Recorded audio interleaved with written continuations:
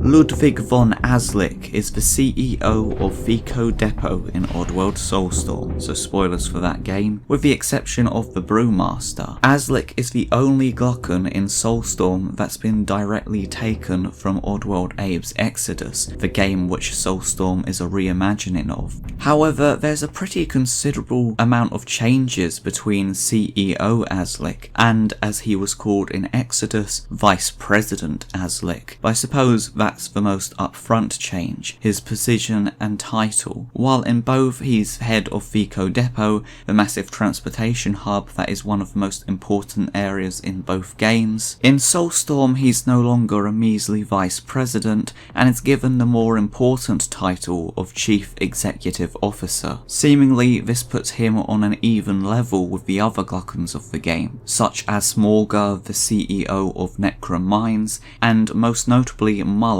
the Chief Executive Officer of Rupture Farms. Or he was, I guess I should say, until Abe's rebellion blew it up and forced him to go on the run. This is a stark contrast to Exoddus, where Mulch is Aslik's boss, although both Asliks clearly don't seem to care too much about him. While Drippik and Flegg both very clearly respect or at least fear Mulch the Glukkon, even after he's believed to be dead, panicking at the idea that he might not be and could come back, seeing the mess that his factories have been left in. Aslik instead sees this moment as an opportunity to advance his own career and sort of takes leadership over the other high-ranking executives.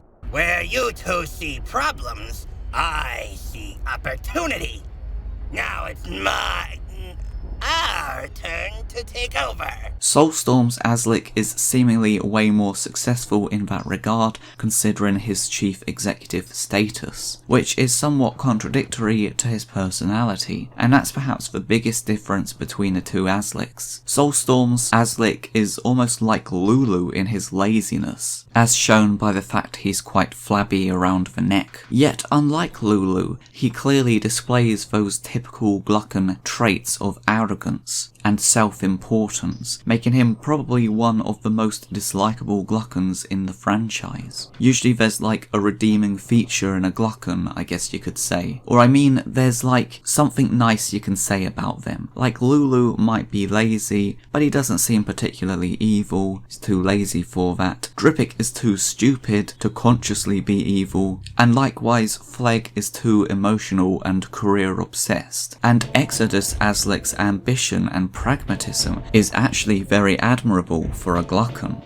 But Soulstorm's Aslik is the total opposite. He's not remotely pragmatic, and he doesn't see opportunities. He just lazes around, assumes he has everything figured out, doesn't listen to anyone else, and is just in general the most arrogant character in the franchise, I'd say. Never in history has a Mudokon beaten a Glukkon ever. The only reason he's in his high up position is, as revealed via his awarded bust, because he's a massive suck up. I mean, sure, the other Aslik was an asslicker too, but at least he was smart about it. This guy is just plain rude and arrogant and doesn't care about anything. Even his office shows so blatantly how pompous this guy is. Sure, the other Glukkons have busts of themselves too, but Brewmaster and Morga both at least seem to have rather pragmatic offices, with equipment and such useful stuff, whereas Aslik simply has a luxurious wood-furnished office filled with nothing but entertainment, a chair for relaxing while listening to music, bookshelves and cans of fizzy pop all over the place. It is a nice office though, and I like the way it matches the aesthetic of a train station with that big clock up there. And also the palm tree, which you probably think, oh yeah, just have a potted plant in an office, nothing much to note. But noticing this just gave me a flashback. This is clearly a reference to the fact that they had singular potted palm trees in FeeCo Depot back in Abe's Exoddus. Very good reference, I like that a lot. One detail that is revealed on his bust is the fact that his full name is Ludwig Von Aslik, which is really interesting. Firstly, just because I don't think it's ever been established until now that Glukkons had full names. I mean, it was probably assumed, but we've never had that outright shown as being the case. And as a result, the only name we knew the old Aslik by was Aslik, which makes you wonder, was he always called Ludwig von Aslik and we just never found out, or is only this specific Aslik called that? I noticed in my Lulu video, if I recall correctly, how unusual it is for a Glukkon to have a human name, which is perhaps the more interesting aspect about this. You know, Mudokkons have them all the time, Abe, Alf, Toby, whereas Glukkons are almost always alienated by having unusual names you wouldn't find on Earth. Drippik, Moloch, Aslik. The only one until now was Lulu, and even then he's an unusual Glukkon, so the fact he has an earthly name is a way to further alienate him from the rest of his species. Yet here we have another Glukkon whose first and middle, does the Von count as a middle name? Isn't Von usually a part of the surname? Should we be calling him Von Aslik? According to the credits, he's just Aslik, but I think if this was using Earth logic, we should be calling him Von Aslik. Either way, it's interesting to see a Glukkon with not just an Earth name, but a German name, and I suspect, considering Von often indicates someone of noble origin, this detail was likely added to further suggest how a guy as lazy as Aslik was able to obtain such a high position. He perhaps has some kind of noble background in Glukkon society somehow, hence why he's so successful yet arrogant. Perhaps this is also why he has blue eyes, which were designed to reflect his cold, ruthless nature and his position in society. The rest of the Glukkons in the game have red eyes, so his unique baby blues suggest perhaps he's from some sort of different nobility bloodline or something like that. Ultimately, I suspect all this is simply a way of portraying his social standing, as Aslik is described as being incredibly conscious about how he comes across, which is shown via an aspect of the two Asliks that was carried over. The fact that both of them are some of the most elegantly and finely dressed Glukkons that have been seen in the entire franchise. Wearing only the best clothes, with accents of his favourite colour purple, which, or isn't that every Glukkon's favourite colour?